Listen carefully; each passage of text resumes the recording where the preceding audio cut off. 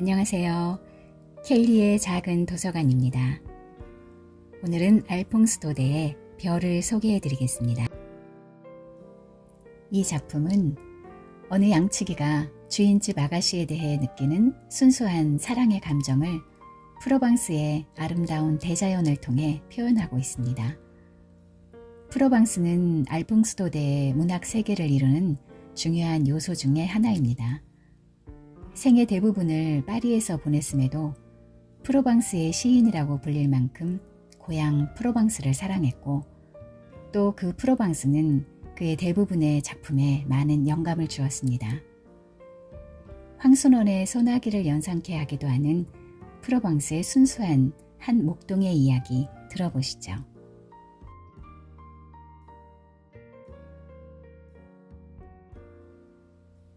내가 르르봉산에서 양을 치고 있을 때의 이야기이다. 나는 몇 주일 동안 사람 그림자도 구경 못하고 양떼와 사냥개, 검둥이만 데리고 홀로 목장에 남아있어야 했다. 이따금 몽두리르의 은자들이 약초를 찾아 그곳을 지나가는 일도 있었고, 또는 피에몽에서 온 숲 굽는 사람의 거무대대한 얼굴이 눈에 띄는 일도 있었다. 그러나 그들은 하도 외로운 생활을 해온 나머지 좀처럼 입을 여는 일이 없는 순박한 사람들이어서 남에게 말을 거는 취미도 잃어버렸거니와 도무지 무엇이 지금 산 아래 여러 마을이나 읍에서 이야깃거리가 되고 있는지를 통 모르는 사람들이었다. 그러기에 2주일에 한 번씩 보름치의 식량을 실어다주는 우리 농장 노새의 방울소리가 언덕 밑에서 들려올 때, 그리고 꼬마 미아로의 그 또랑또랑한 얼굴이나 혹은 늙은 노라드 아주머니의 다갈색 모자가 언덕 위에 남실남실 떠오를 때면 나는 너무나 기뻐서 어쩔 줄을 몰랐던 것이다. 그때마다 나는 어느 집 어린애가 세례를 받았고 누가 결혼을 했는지, 그 사이 산 아랫 마을에서 일어난 일을 캐묻곤 했다. 그러나 무엇보다도 가장 듣고 싶은 소식은 주인댁 따님, 이 근처 벤리 안에서 가장 예쁘다는 우리 스테파네트 아가씨가 어떻게 지내는지를 아는 일이었다. 나는 별로 관심이 없는 척하며 아가씨가 자주 무도회에 가고 저녁 나들이를 하는지, 또는 지금도 새로 나타난 멋쟁이들이 잇따라 아가씨의 환심을 살아오는지 따위를 넌지시 물어보곤 하였다. 그리고 만일 너 같은 일개 목동이 그런 건 알아서 무엇하느냐 하고 묻는 사람이 있다면 나는 지금도 이렇게 대답할 것이다. 그때 내 나이 20살이었고 스테파네트 아가씨는 지금까지 한평생 내가 보아온 사람들 가운데 가장 아름다운 사람이었다고. 어느 일요일이었다. 보름치의 식량이 오기를 눈이 빠지도록 기다리고 있는데 그날따라 식량이 아주 늦게야 겨우 도착했다. 아침에는 큰 미사를 보고 오기 때문에 그럴 테지 생각했다. 그런데 점심때에는 소나기가 퍼부었다. 그래서 이번에는 길이 나빠서 그럴 테지 하며 초조한 마음을 달랬었다. 그러나 드디어 3시쯤 말끔히 개인 하늘 밑에 온 산이 비에 젖고 햇빛을 받아 눈부시게 반짝일 때였다. 나뭇잎에 물방울 떨어지는 소리와 개천에 물이 불어 넘쳐 흐르는 소리에 섞여 문득 방울소리가 들려왔다. 그것은 흡사 부활절날 여러 종로에서 일제히 울려 퍼지는 종소리만큼이나 즐겁고 경쾌한 소리였다. 그러나 노새를 몰고 온 사람은 꼬마 미아로도 아니고 늙은 노라드 아주머니도 아니었다. 그것은 뜻밖에도 바로 우리 아가씨였다. 우리 아가씨가 노새 등에 실린 버들고리 사이에 위저엇이 올라타고 몸소 나타난 것이었다. 아가씨의 볼은 맑은 산의 정기와 깨끗한 공기를 씻겨 온통 발갛게 상기되어 있었다.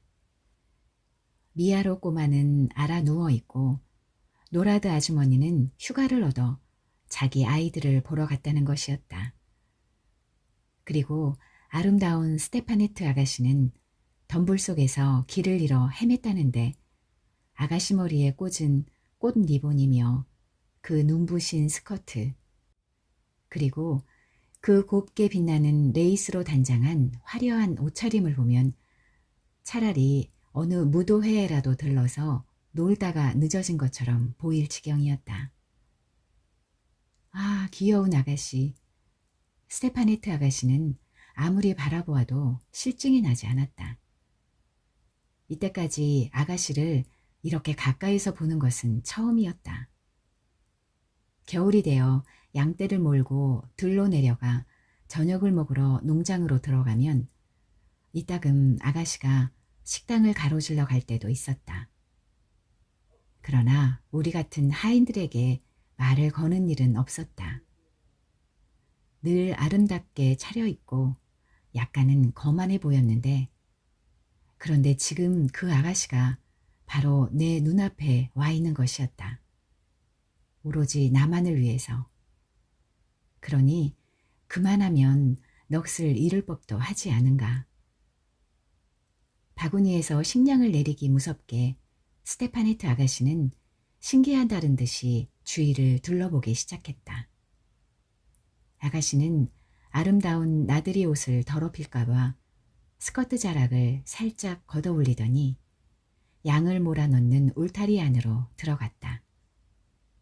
내가 자는 구석이며 양 모피를 깐 집자리며 벽에 걸린 커다란 두건 달린 외투며 내 채찍 그리고 엽총 따위를 보고 싶어 했다.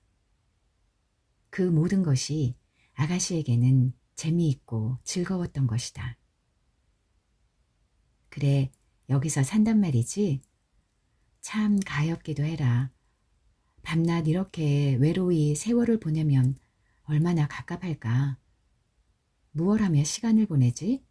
무슨 생각을 하며? 아가씨 생각을 하면서요. 이렇게 대답하고 싶은 생각이 불현듯 치밀었다. 사실 그렇게 대답한데도 거짓은 아니었을 것이다. 그러나 그 순간 나는 어찌나 당황했던지 한마디도 선뜻 말이 나오지 않았다. 아마 그러한 낌새를 눈치채고 깜찍스런 아가씨가 일부러 얄궂은 질문을 던지고는 내가 쩔쩔매는 꼴을 보며 기뻐하고 있었을지도 모른다. 그럼 예쁜 여자친구라도 가끔 놀러 오니? 정말 여자친구가 여기에 오면 황금의 양이나 저 산봉우리 위로만 날아다닌다는 에스테르 선녀를 보는 듯 하겠구나. 이런 말을 하며 머리를 뒤로 젖혀 웃는 귀여운 몸짓이라든지 요정처럼 왔다가 금방 가버리는 아가씨야말로 내게는 영락없이 에스테르 선녀같이만 보였다. 잘 있거라 목동아. 안녕히 가세요 아가씨.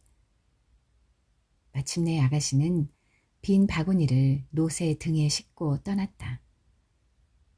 아가씨가 비탈진 산길로 가뭇없이 사라진 뒤에도 노새 발굽에 채어 굴러떨어지는 돌멩이 소리가 여전히 들려왔다. 그리고 그 돌멩이 소리 하나하나가 그대로 내 심장에 덜컥덜컥 떨어져 내리는 것 같았다.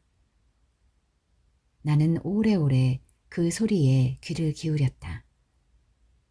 해질 무렵까지 그 애틋한 꿈이 달아날까봐 두려워 감히 손 하나 까딱 못하고 우두커니 서 있었다. 해가 지고 산골짜기들이 점차 어두운 빛으로 변하면서 양들도 울타리 안으로 돌아오려고 매매 울며 서로 몸을 비비대고 있을 무렵이었다.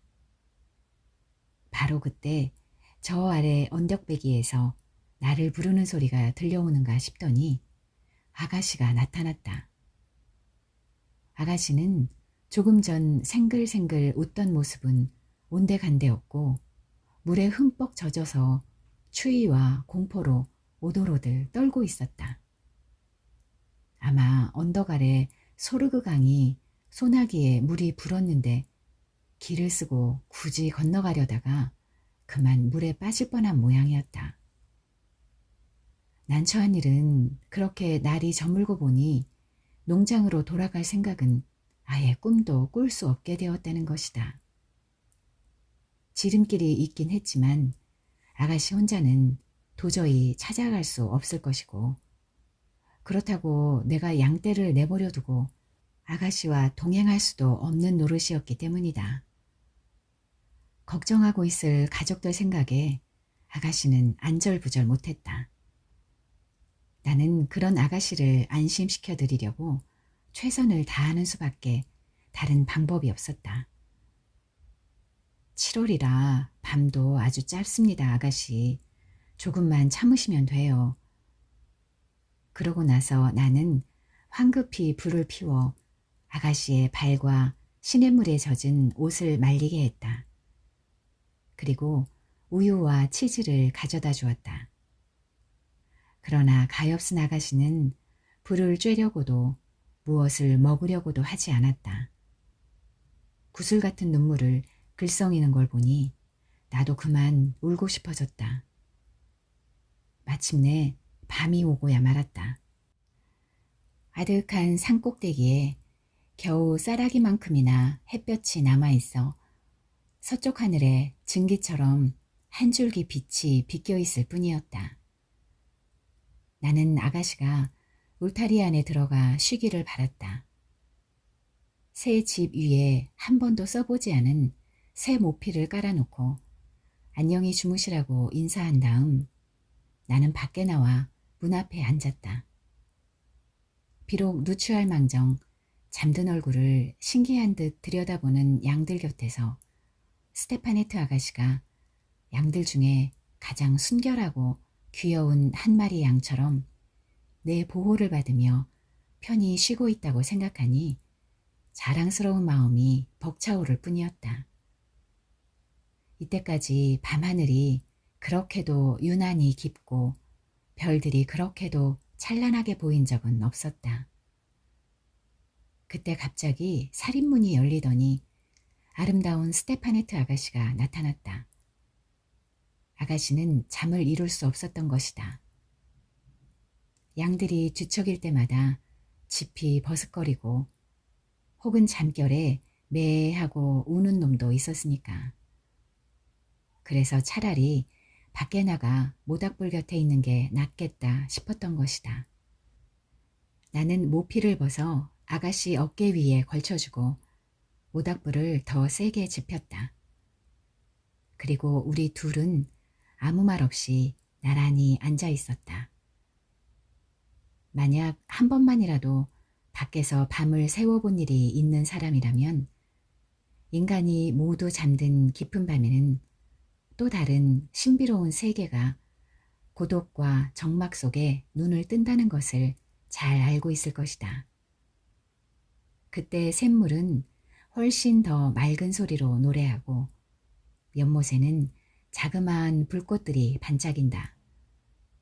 요정들이 이리저리 날아다니는 소리, 나뭇가지가 자라는 바스락거리는 소리, 이런 것들에 익숙하지 않은 사람들은 좀 무서운 느낌이 들 수도 있을 것이다. 그래서인지 우리 아가씨도 무슨 바스락 소리만 들려도 그만 소스라치게 놀라 내게로 바짝 다가앉는 것이었다. 한순간 저편 아래쪽 연못에서 처량하고 긴 소리가 은은하게 울려오더니 아름다운 유성 하나가 긴 꼬리를 끌며 빠른 속도로 우리들 머리 위를 스쳐 지나갔다. 저게 뭘까? 스테파네트 아가씨가 나지막한 목소리로 물었다. 천국으로 들어가는 영혼이지요. 이렇게 대답하고 나는 성호를 그었다. 아가씨도 나를 따라 성호를 긋고는 잠시 고개를 들어 하늘을 쳐다보며 깊은 명상에 잠겼다가 이렇게 불쑥 물었다. 그게 정말이니? 너희들 목동은 모두 점쟁이라면서? 천만에요, 아가씨. 그러나 우리는 여기서 남들보다는 더 별들과 가까이 지내는 셈이지요. 그러니 평지에 사는 사람들보다는 별나라에서 일어나는 일을 더 잘 알 수 있답니다. 아가씨는 여전히 공중을 쳐다보고 있었다. 그렇게 손으로 턱을 괜 채 모피를 두르고 있는 모습은 그대로 귀여운 천국의 목자였다. 별들이 참 많기도 하다. 저렇게 많은 별은 생전에 처음 봐. 넌 저 별들 이름을 잘 알겠지? 그럼요, 아가씨. 자, 바로 우리들 머리 위를 보셔요. 저게 성 야곱의 길이랍니다. 프랑스에서 곧장 에스파니아 상공으로 통하죠. 샤를르마뉴 대왕께서 사라센 사람들과 전쟁을 할 때 바로 갈리스의 성 자크가 그 용감한 대왕께 길을 알려주기 위해서 그어놓은 것이랍니다. 좀 더 저쪽으로 큰 곰자리와 그 번쩍이는 굴대 4개가 보이죠. 그 앞에 있는 별 셋이 3마리 짐승이고 그 3번째 별 바로 곁에 다가붙은 작은 꼬마 별이 마부이고요. 그 언저리에 온통 빗발처럼 떨어지는 별들이 보이죠. 그건 하느님께서 당신 나라에 드리고 싶지 않은 영혼들이랍니다. 저편 좀 낮은 쪽에 적어 보십시오. 저게 갈퀴 또는 오리온이랍니다. 우리들 목동에게는 시계구시를 해주는 별이지요. 그 별을 쳐다보기만 해도 나는 지금 시각이 자정이 지났다는 걸 안답니다. 역시 남쪽으로 좀 더 아래로 내려가서 별들의 횃불인 시리우스가 반짝이고 있습니다. 저 별에 관해서는 목동들 사이에 다음과 같은 얘기가 전하고 있답니다. 어느 날 밤 시리우스는 오리온과 북두칠성들과 함께 그들 친구 별의 잔치에 초대받았나 봐요. 북두칠성은 남들보다 일찍 서둘러 맨 먼저 떠나 윗길로 접어들었다나요? 저 위쪽으로 하늘 한복판을 보셔요. 그런데 오리온은 좀 더 아래로 곧장 가로질러 마침내 북두칠성을 따라갔습니다. 그러나 게으름뱅이 시리우스는 너무 늦잠을 자다가 그만 맨 꼬리가 되었어요. 그래서 발끈해가지고 그들을 멈추게 하려고 지팡이를 냅다 던졌어요. 그래서 오리온을 시리우스의 지팡이라고도 부른답니다. 그렇지만 온갖 별 중에도 제일 아름다운 별은요, 아가씨, 그건 뭐니 뭐니 해도 역시 우리들의 별이죠. 저 목동의 별 말입니다. 우리가 새벽에 양떼를 몰고 나갈 때나 또는 저녁에 다시 몰고 돌아올 때 한결같이 우리를 비추어주는 별이랍니다.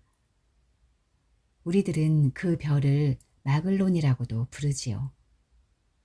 아름다운 마글론은 프로방스의 피에르의 뒤를 쫓아가서 7년에 한 번씩 결혼을 한답니다. 어머나, 그럼 별들도 결혼을 하니? 그럼요, 아가씨. 그리고 그 결혼에 대해 이야기하려고 할 때 뭔가 싱그럽고 부드러운 것이 살며시 내 어깨에 얹히는 듯한 느낌이 들었다.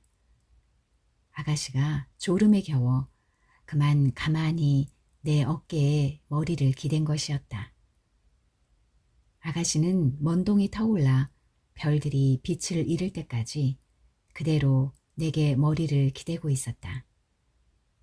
나는 아가씨의 잠든 얼굴을 지켜보며 꼬박 밤을 새웠다.